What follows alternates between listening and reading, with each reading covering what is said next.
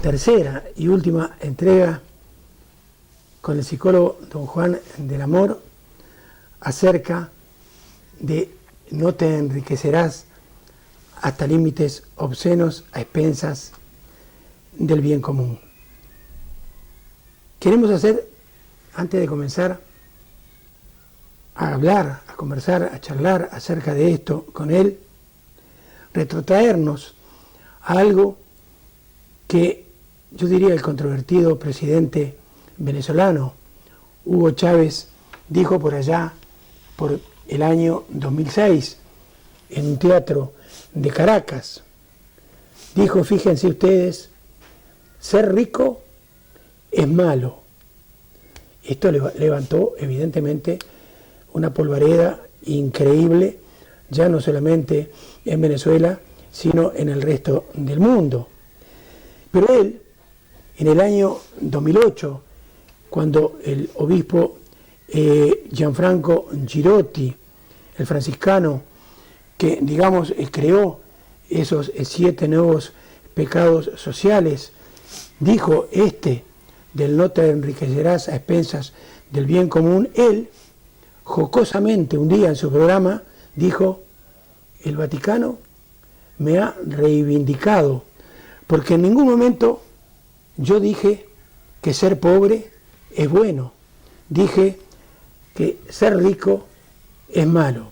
Por lo tanto, partiendo de la base de que pecado es violar la relación del hombre con Dios, nosotros la primera pregunta que queremos trasladarle hoy a don Juan es, ¿ser rico hoy día es pecado? Hola, Milton. Pues yo creo que se lo tendrías que preguntar a un cura. Y haces a mí preguntar de teólogo pues yo no lo soy, claro. Pues en ese sentido, pues como cualquier persona, yo creo que puedo opinar. El ser rico en sí mismo ni es malo ni es bueno, yo no lo considero moralmente ni malo ni bueno. El problema es cómo se ha adquirido esa riqueza y después el uso que se pueda dar de ese dinero, de esa riqueza, no solamente monetaria, sino en capital. Pues depende de lo que se haga, pues yo creo que será malo o será bueno, pensando en lo que es el bien común, el bien de la sociedad. Yo puedo, como cualquiera, leer la prensa, leer las noticias que van saliendo, y para mí es sospechoso, para mí, igual para quien nos escucha, no, que en una situación de crisis mundial que todavía se está viviendo y se está sufriendo, pues cómo es posible que estas grandes fortunas, que aquí hemos hecho mención, pues no solamente no hayan disminuido, sino que han crecido entre un 20, 25, 30%.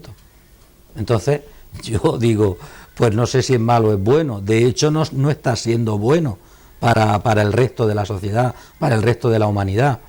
Pero bueno, es una cuestión circunstancial, es decir, porque no están haciendo uso, o porque cómo es posible que se enriquezcan más, si a priori parece que el razonamiento dice que bueno, si es una crisis y entramos todos, pues que de alguna manera todo el mundo disminuya sus ingresos, sin embargo ellos están creciendo.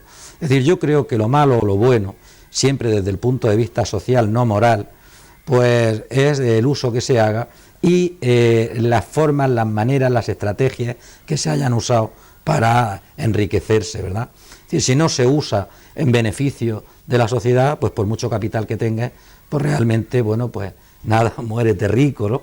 Y ya está, no pasa nada, porque de alguna manera el capital, sea monetario o sea en bienes de equipo, es decir, cualquier tipo de bien, pues es bueno cuando dinamiza la economía, cuando se invierte, cuando se reinvierte y cuando beneficia a todos. Lo que pasa es que yo no puedo ponerme en la mente de un rico, ¿verdad? Pero porque no lo soy, ni pretendo, ni puedo, vamos, porque no es un objetivo que yo pueda plantearme a ningún nivel. Pero claro, esa persona es rica gracias a qué, ¿no? Gracias a que tú y yo y cientos de millones, miles de millones como nosotros, pues no podemos tener ese nivel. Y gracias a que de los 6.000, pues ya está calculado que el ritmo que se lleva para el año 2025 habrá 1.000 y pico millones de personas en la miseria, no en la pobreza, sino en la miseria más absoluta.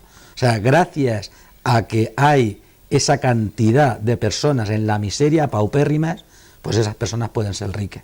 Y a la misma vez no hay que sacudirse el polvo de nada, gracias también a esos miles, 1.000 y pico millones de personas paupérrimas, pues podemos haber otras con un privilegio extraordinario. Es decir, como nosotros normales me refiero pues que no somos ricos, pero tampoco podemos decir que seamos pobres, es decir, somos personas con un privilegio extraordinario en la vida, en el mundo, y entonces pues claro, gracias a que ha habido una cantidad de gente extraordinaria que se le está explotando. Entonces, si lo vemos desde ese punto de vista social, pues claro, el ser rico, si no se invierte, pues es malo, pero en sí mismo no tiene por qué ser ni malo ni bueno. De todas maneras, este Chávez, que es un ser muy particular y singular en sí mismo, y por la propaganda que se da, pues claro, yo no sé tampoco el capital que tiene este hombre, yo lo ignoro, pero seguro que tiene más que yo. Juan, me llamó muchísimo la atención el que una persona haya dicho que este pecado es el más fácil de cumplir, pero ha dicho que es el más fácil de cumplir, a menos que tengamos la tentación de meternos en política o ascender, por ejemplo, en la jerarquía eclesiástica. Algunos dicen que las dos cosas son lo mismo. Para ello, no hay nada mejor, dice este hombre, que prevenir antes de curar y obligar a pagar un canon a todo aquel que entre a administrar el bien común. ¿Qué piensas de esto? ¿Quién te ha dicho a ti que no pagan un canon? Yo no lo sé. ¿Tú de verdad asegurarías que no pagan un canon? Yo creo que lo pagan con toda seguridad, tanto en política como, según has comentado, ¿no? A nivel de la jerarquía eclesiástica, y que todo, que en el fondo son lo mismo. Pues puede ser que todo es política, y lo digo en el buen sentido, no lo digo de forma peyorativa. Entonces, bueno, lo que pasa es que hay una pequeña diferencia. En política, bueno, pues el ciudadano opina, en la jerarquía eclesiástica el ciudadano no opina. Es decir, no hay democracia, eso lo sabemos, ¿no? Es así, entre otras cosas porque, Dios no entiende de democracia, y entonces, son nombrados a dedo, y siempre por los intermediarios. Sí, que en eso es curioso, ¿no? Porque, como todos sabemos, excepto los iluminados, nadie puede hablar con Dios. Bueno, si es un iluminado, sí, excepto los intermediarios, que no se sabe por qué. Pues un día se levantan y dicen, bueno, yo soy elegido, entonces estudian y tal, se buscan y dicen, bueno, pues tú eres el elegido. Entonces esos intermediarios son los que de alguna manera opinan y nos dicen qué es lo que Dios quiere y lo que no quiere, ¿no? Es una cosa muy curiosa esa, porque, por lo menos bajo mi concepto de Dios, porque yo no creo que se le pueda, no se le pueda interpretar, ni nadie pueda ser el portavoz de Dios. Pero bueno, esto es otra cuestión. La idea es que entiendo yo que estas dos figuras, que pueden ser dentro del, la forma coloquial con la que hablamos, sí es cierto que pagan un canon a todos los niveles, y no lo estoy diciendo yo porque tengan que, en forma también coloquial, mojar o no mojar, sino porque un canon hay que pagar, un canon de vida, un canon de aficiones, un canon familiar, un canon de renuncias, hay que pagarlo. Y luego ya hay otro tipo de canon, que me imagino que es el que tú de alguna manera has querido poner sobre la mesa, que es un canon de traición, que es un canon de metálico que pagar, es un canon de amistades peligrosas, es un canon de engaño, es un canon de envidia, pues que si lo pagan, pues allá ellos, ¿no? tanto en política como en la jerarquía eclesiástica. Pero sí es cierto que eso son carreras que hay que luchar, que hay que valer, y valer, ahora sí que lo digo en el sentido negativo. El positivo también está, pero el negativo también. Hay que valer, me refiero, porque tú has comentado esta parte negativa, ¿no?, de ascender. Pero yo pienso, y lo digo con humildad, que tanto en política como en la jerarquía eclesiástica no se puede llegar a ser rico hasta límites obscenos. No se puede ser obsceno en la manera de ascender en autoridad o en dinero, pero esos límites no son propios de políticos y no son propios de la jerarquía eclesiástica. Y por supuesto, poner una pica en Flandes, porque realmente tampoco somos nosotros para defender a nadie, que en este colectivo de políticos y en este colectivo de jerarquía eclesiástica, la gran mayoría son personas de admirar. Y esto baste ver la cantidad de concejales que hay en nuestros ayuntamientos, que están dando de su vida, de sus capacidades, de su ilusión, de sus ganas, y que realmente es una labor poco agradecida, y la gran cantidad de personas dentro de la Iglesia, ya sean curas, monjas, frailes, religiosos, que efectivamente vuelcan su vida en servicio, cada uno piense que equivocado o no, o con más mérito o menos, pero sí es cierto que por una idea vamos a llamarle de Dios, por una idea de hermandad, por una idea de salvar, de que todos nos salvemos. Repito, cada uno con su intención, me refiero a la hora de calificarlo, pero sí es cierto que se niegan a sí mismos y están ahí luchando. Entonces sería muy arriesgado por nuestra parte pensar que todos son iguales, es decir, porque no es verdad. Dentro de la misma Iglesia hay gente extraordinaria, gente viva, extraordinaria, que están dando de sí por los demás, y eso hay que valorarlo en todos los sentidos. Pero claro, no es por quien tú me has preguntado, pero sí que hay que por lo menos reconocerlo, que eso es así. Luego, pues claro, unos estaremos de acuerdo o en desacuerdo de si esas ideas benefician o engrandecen a la persona. Otros pueden pensar que a lo mejor fuera de la religión pues engrandecen otro tipo de ideas, más de solidaridad, más de justicia, más de respeto, más de dignidad humana. Pero bueno, a fin y al cabo, yo creo que unos y otros están luchando, unos por el paraíso terrenal, como son los políticos, los buenos políticos. Yo hablo de esas personas que se dan, de esas personas que no están por el poder o no están por el ganar dinero, están por el servicio al ciudadano. Y también hablo por esos religiosos, sacerdotes, monjas o curas que están dando su vida por las personas, porque esas personas pues crean y se salven. Eso ya, quiero decir, es de fe. Eso es algo que nos trasciende y es algo que ellos así lo viven y así lo transmiten. Pero aún así, esas personas, y hay muchas, y yo creo que quien no conoce alguna, que con esta idea de salvación también luchan porque para poder salvarte antes, digo en el más allá, antes hay que tener dignidad. Y muchos sacerdotes, muchos religiosos, muchos misioneros entienden que si no hay algo, se me va la voz, en el estómago, es muy difícil que la mente pueda funcionar.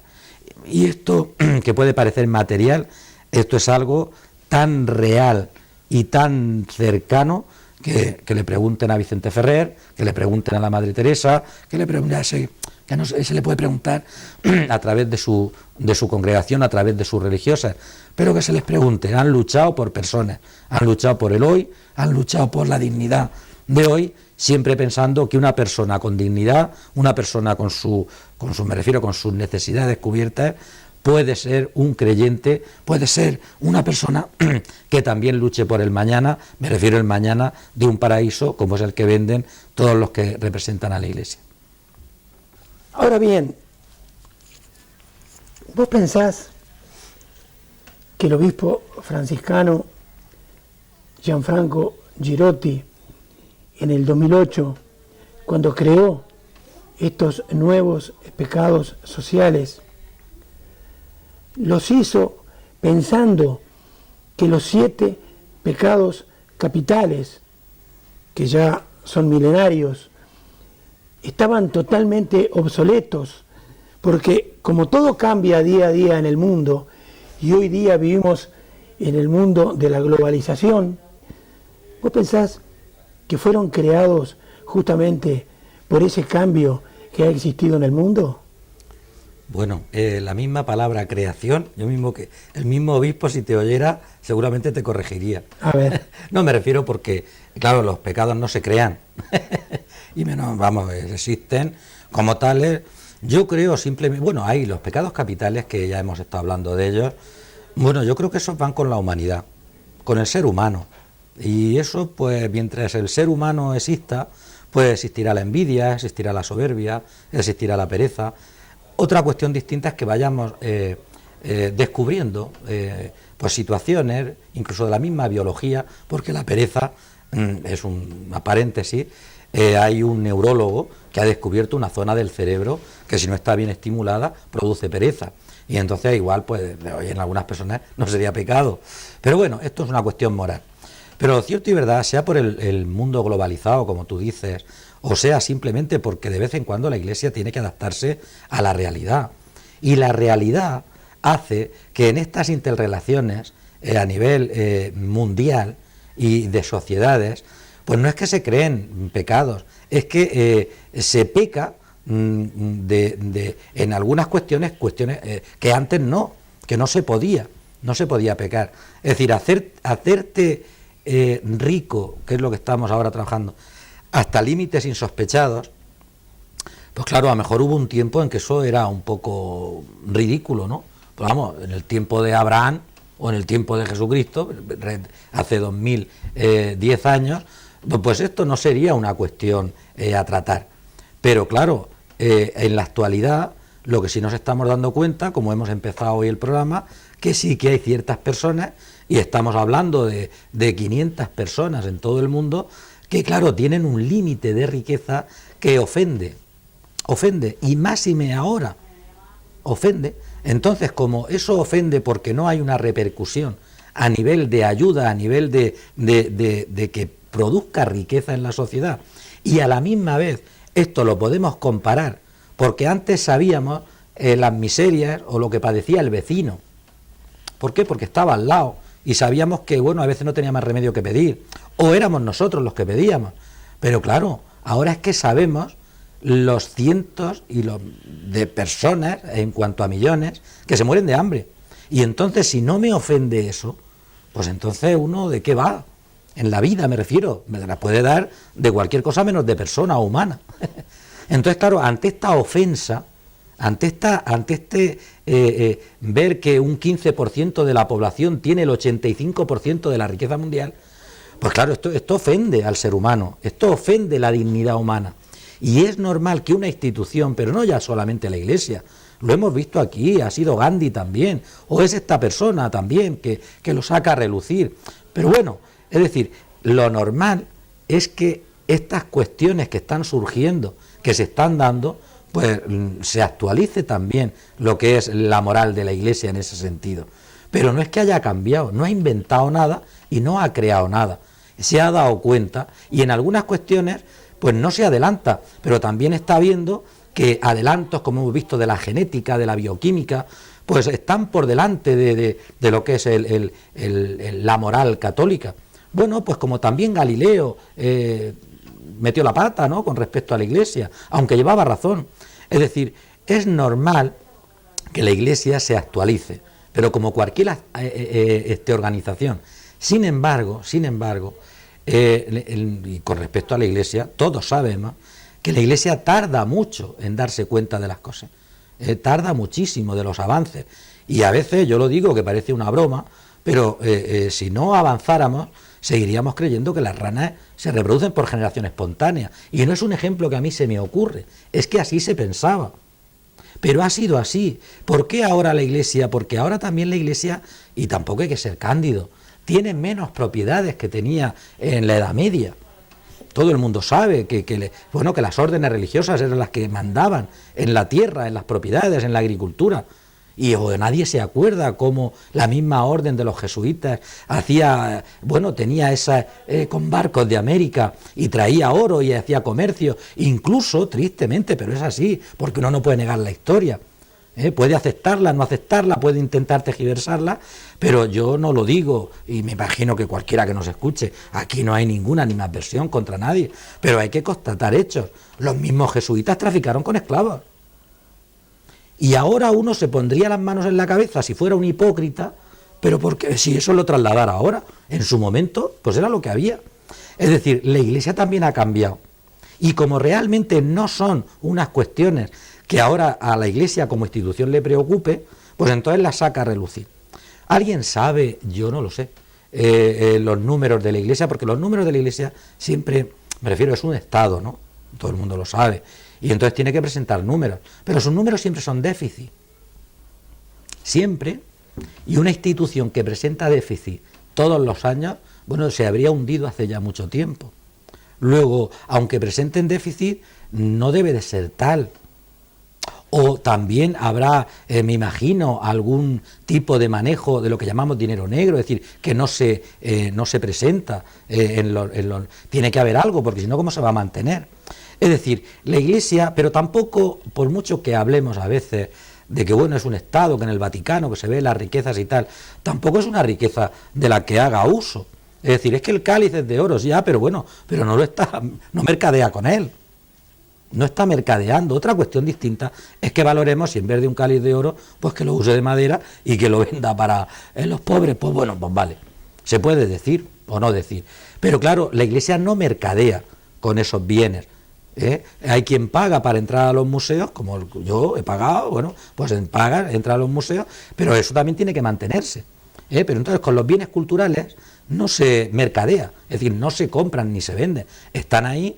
Y bueno, y aunque sean de la Iglesia, es un patrimonio al que todos podemos acceder en la admiración y en la contemplación, ¿verdad? Entonces, eso es una cuestión, que entiendo yo, Milton, de, como se suele decir, facilona, es decir, que los bienes que tenga la Iglesia, que los venda y tal. Bueno, mira, eso es un Estado, los tiene, todo el mundo se puede beneficiar y no es un bien para mercadear.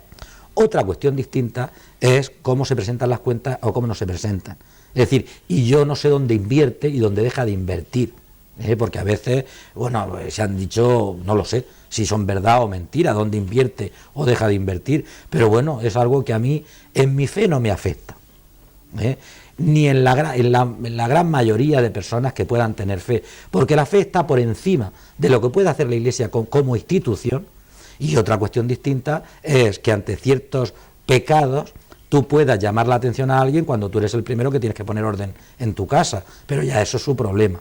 Pero yo creo que eso no afecta en absoluto a lo que es la fe personal que cada uno pueda tener o en cualquier religión.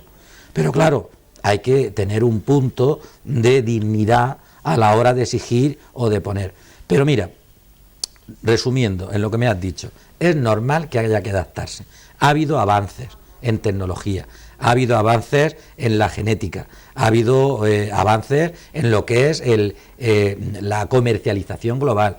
Y entonces es normal que se sienten, que reflexionen y que crean y que digan que hay ciertas cuestiones, que son las que estamos tratando, que hoy por hoy, moralmente, desde el punto de vista católico y de la Iglesia, pues es un pecado y están en su derecho. Juan, yo empleé el verbo crear. Debí decir sí, lo que tú dijiste, el sacar a relucir estos nuevos pecados sí, sociales. Pero a lo mejor, y vuelvo a decir lo mismo, Gianfranco Girotti no sacó a relucir sí, estos nuevos pecados sociales porque pensó en su momento que hay una disminución en el sentido de culpa de todos nosotros. Puede ser, sí, tiene sentido lo que dices.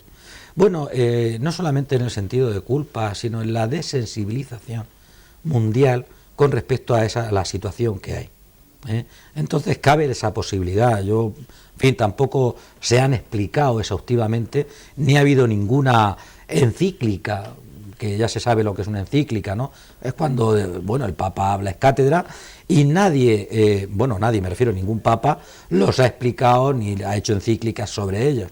Es decir, que hoy por hoy, aunque nosotros, este cardenal lo ha hecho público, lo hemos dicho que fue en el Observatore Romano, que es el periódico oficial de la Iglesia, pero hay que decir que no hay un documento firmado ni por este Papa ni por el anterior, que de alguna manera rubrique esos pecados sociales. Yo creo que es una manera de decirnos a todos que se está en el peligro de caer en estas situaciones que ofenden a la humanidad y por ende, según ellos, ofenderían a Dios. Pero yo creo que va más por la ofensa al ser humano, como personas y como sociedad.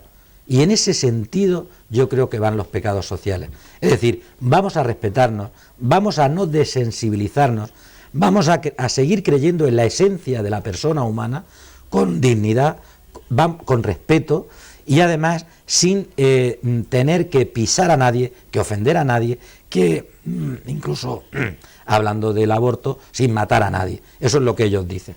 De todas maneras, yo sigo pensando que hay que adaptarse todavía más, no cambiar.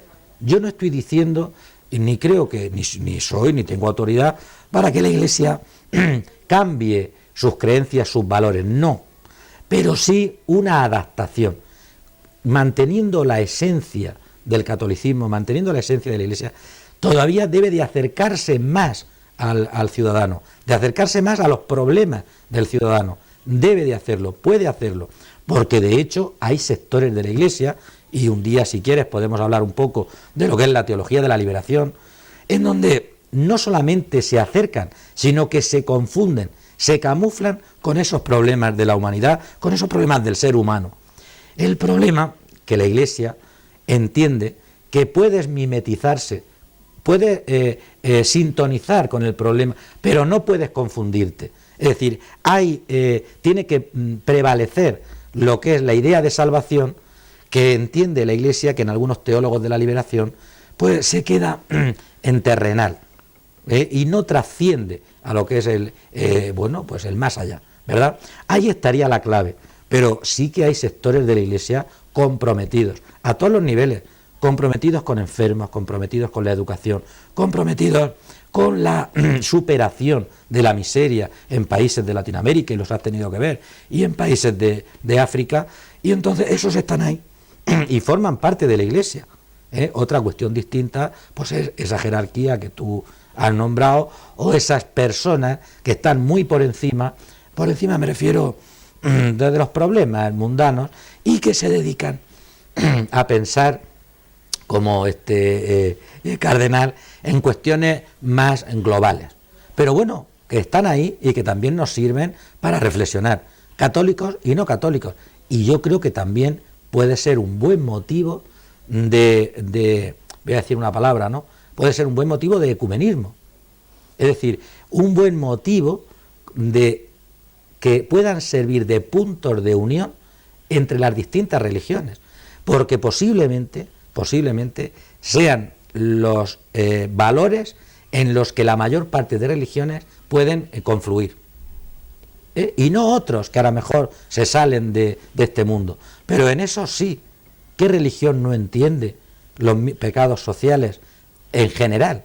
Ahora ya cuando nos metemos en cuestiones particulares, sobre todo relacionados con la genética y con todo esto, pues podemos ahí desvariar, ¿no? Ser distintos.